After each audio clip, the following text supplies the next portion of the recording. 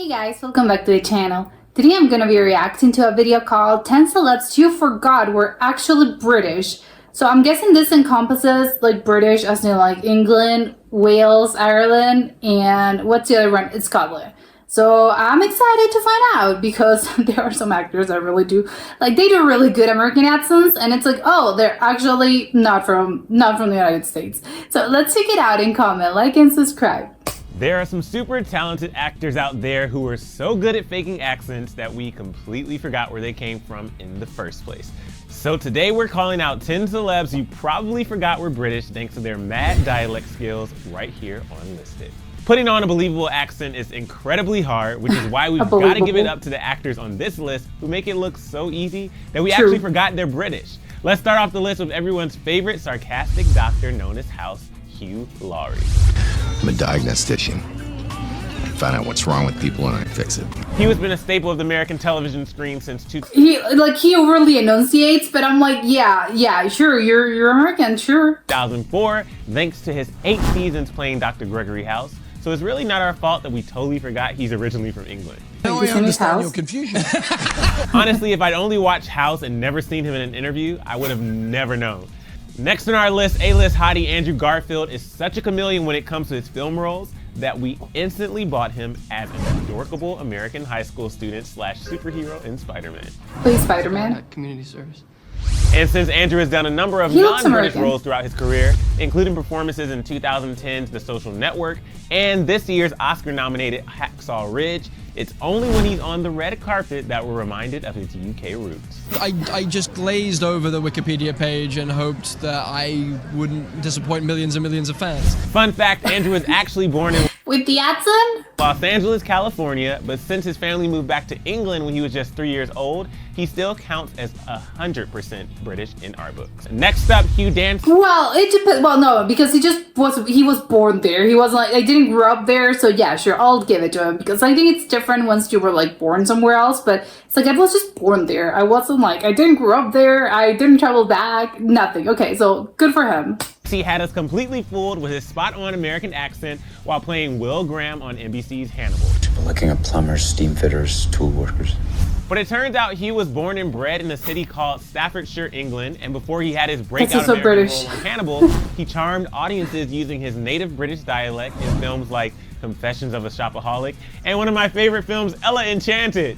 Well, Ella of Frau, you're the first maiden I've met who hasn't swooned at the sight of me. He looks Lucky for Hugh, he looks like some sort of like a prince, like a fairy tale prince with the British accent and everything. he's just as dreamy no matter what accent he's using. Yeah. Moving on, it might blow your mind to find out that The Walking Dead star Andrew Lincoln is also a native Brit. You told us to get ready to fight. I didn't listen. That's right, guys. The fact that he has a southern accent, I think like it makes it harder because I don't know, I think like isn't like a southern accent harder, I think. I don't know, I think maybe it's easier. No, I think it's harder probably for British people. I think it's harder, right? As Rick is actually from England, and you might remember that if you go and rewatch Love Actually, where Andrew plays Mark, a guy madly in love with his best friend's wife, played by that's Kira. bad. Don't show it around too much. Oh my god, he was so There's young. a bit of editing. It's not your fault you forgot he was in that movie, considering his most famous scene is one where he doesn't say anything. Next on our list is the ever so lovely Carey Mulligan, who beat out dozens of A-list American actresses to play one of the most iconic characters in American literature. Is all this made entirely from your own imagination? Before Carey played the That's hard because she was kind of doing like a bit of a transatlantic accent situation. I thought it was a very short clip, but it was hard. That's a hard accent. It's like a mix between like southern and old timey. I cannot explain it, but it's hard. stylish and sophisticated Daisy Buchanan in The Great Gatsby, she mastered her American accent in films like Shame and Drive. One listen to her posh and elegant British accent, however, and you'll be amazed at her incredible range as an actress. It's sort of more like audience participation in theater than I'm used to.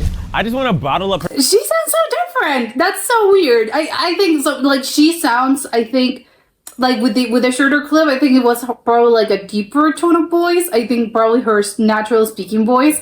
I think it's more like higher. I don't know. We'll love to check it out again. Her voice turn into a cologne and just wear it, you know?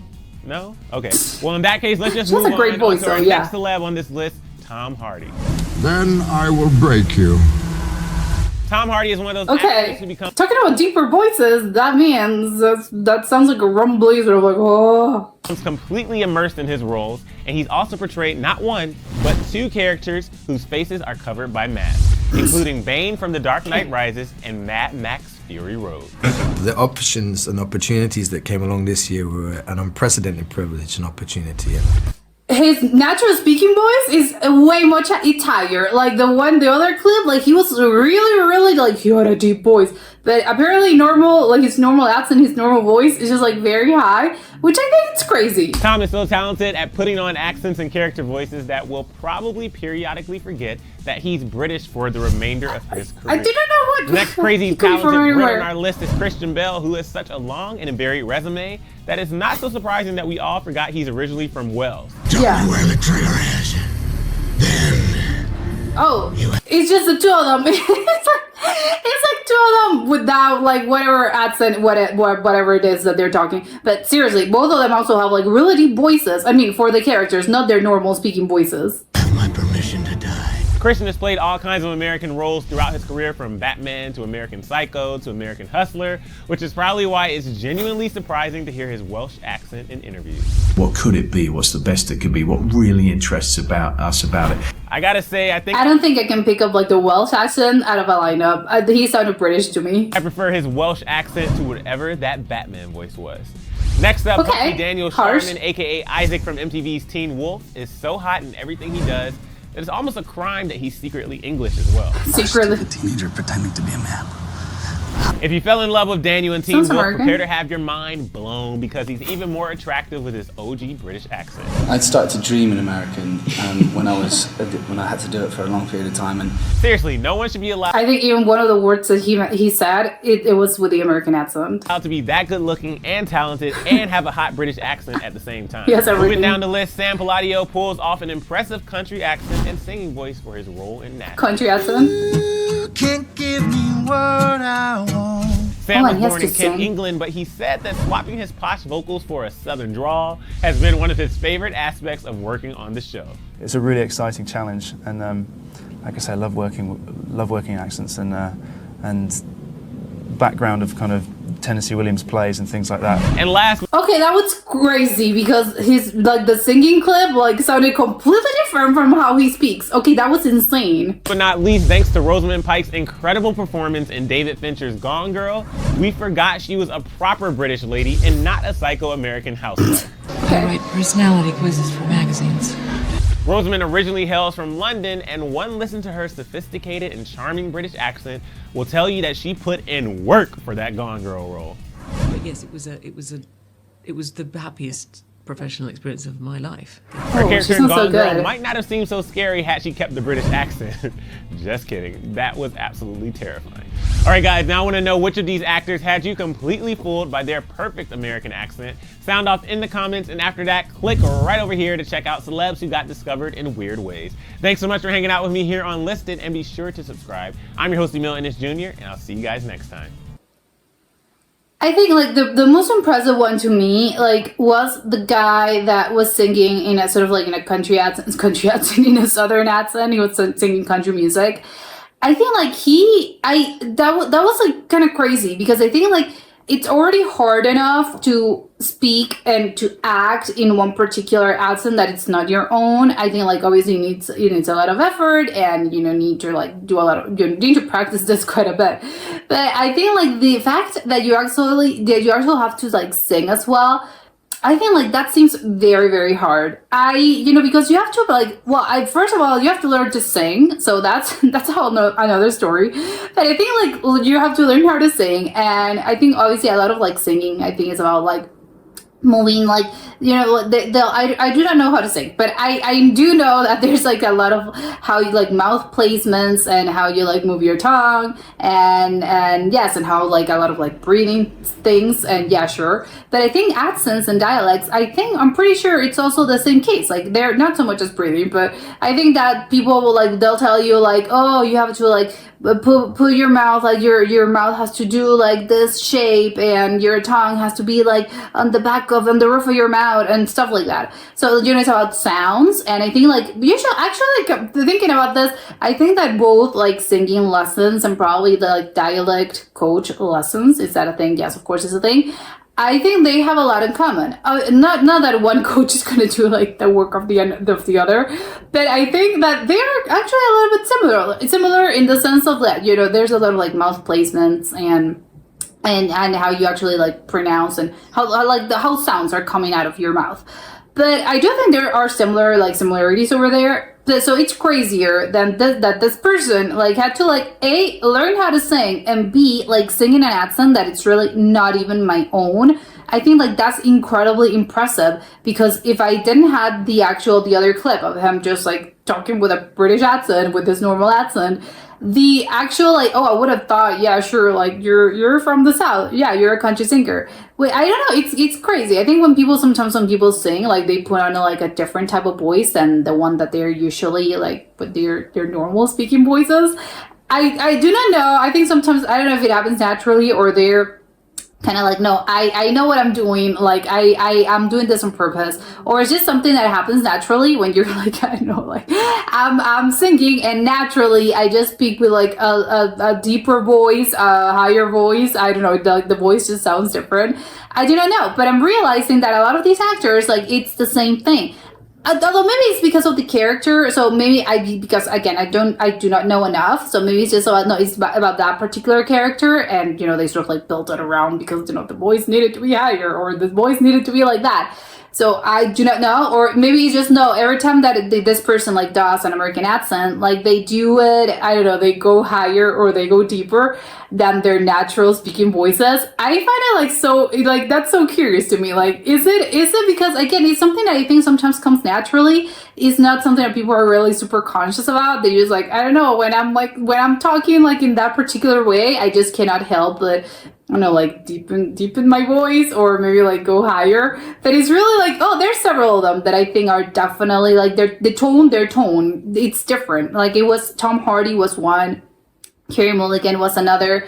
The other, I think even I think who was the other? I think Hugh Dancy was the other. That I think like their tone of voice just sounds different when they're speaking in British and when they're speaking American. Like they sound, not just the accent itself, it's just the tone of voice, like it just sounds different. And maybe it's just the nature of the actual accents that allows them to do that, or again, maybe it's just like my voice just naturally goes over there because again, they can't help themselves, or I don't know, maybe it's just like easier for them to like do this and get into the character of like this American person, but I have to like speak higher or speak like in a deeper voice. But it's crazy that some of them do that and some of them didn't, because I think like what was the other? Oh, Andrew Garfield. I thought that he just sounded like himself, but just British or American. Like he didn't sound in a particular type of way. Like I thought his voice just sounded very similar.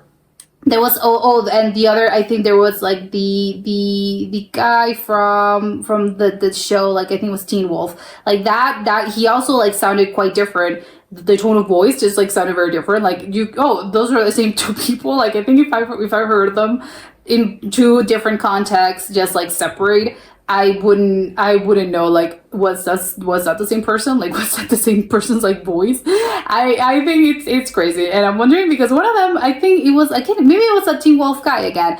I think like when he was like talking about the accent, and he was obviously talking with the natural British one of the words, I'm pretty sure like the American like slipped out, which I think like again, if you're like so into like your craft and you know, I have to get into a character, and I'm like getting into my character, and I have to like play this character for I don't know how many months throughout the year, or maybe I've been playing like a lot of characters, American characters like back to back, or again, it's just like because I spent like 8 months of my life just like doing this, and I wanted to do a good job, so of course I'm practicing a lot. Like that I think slips out, and then it like bleeds into like your normal life, and then you start to, because again, I'm imagining like you practice this quite a bit. So when it comes to like you just, you know, talking normally, some of the things are gonna slip out. It's just like when you, I don't know, when you spend, it happens. I think it's just like a natural process. I think like sometimes when you're like spending a lot of time with people that are not from like your particular place, or they have like a different accent to yours, like sometimes like that bleeds into like your own particular accent, and it's not just like the whole thing, and sometimes like it's not that you're making it up, it's just like some words sort of like tend to slip out when you're like speaking with people from one particular place, or you've been like spending a lot of time in one particular place. I think probably that's really, really common once again, and you, I don't know, you move to London, and then you probably like some words, just because you're listening to people speak in that particular matter all the time, 24 hours a day, then you're just going to start like certain words are going to start sounding like more British, just because of you just like spending so much time over there. And obviously the opposite happens for them. And I think a lot of these actors I'd imagine they probably like spend a lot of time in the United States, just because of course like they're shooting like American productions and they're in Hollywood. And I think like it would be hard for them. Like, I think it would be the opposite. I think it would be harder for them to just maintain the British accent in their normal lives than just, you know, sort of like continue, then just, no, it kind of like slipped out. And at this point in my life, I'm wondering if like, I don't know, 30 years after you've been like, for people that have like really long careers and have been in the United States for like quite a bit, for like a particular, like, I don't know, I've been here for like 30 years. I'm wondering if they start sounding like more American just naturally. And it's like, oh, well, the good news is, you know, bad news, I lost my British accent. The good news is that I can like portray an American character in a more realistic way, because that's just like how I speak now apparently. And it happens, like, it doesn't obviously happen overnight, like it just goes on gradually, or even again, you're not particularly going to like completely lose it. I think like that it would take some effort for you to actually, and conscious on your part to actually, I am going to lose this accent, and of course like that's valid. But I think sometimes it just happens naturally that just like some words are going to slip out, and again, they're going to bleed, that dialect is going to like bleed into your psyche, and then you're going to start speaking like an American person, and it's going to be like, oh, I'm wondering if they have to like go back to the UK and they have to like portray a British character. It's like, how would you pronounce this once again? It's like, I totally forgot. I think like with actors, probably it's gonna be like pretty common that you just sort of like, I forgot how to like speak, because I'm just like a blank canvas of whatever I am absorbing, everything that, you know, my characters. So it's like, who am I again? Like what was the actual way that I've been spoken? I was spoken like, I don't know, 18 years or 20 years of my life, because I completely forgot about this. So I don't know, would love to speak like with one of those, with those actors, but I think like probably like it wouldn't surprise me. But that was it for today, and I'll see you next time. Bye.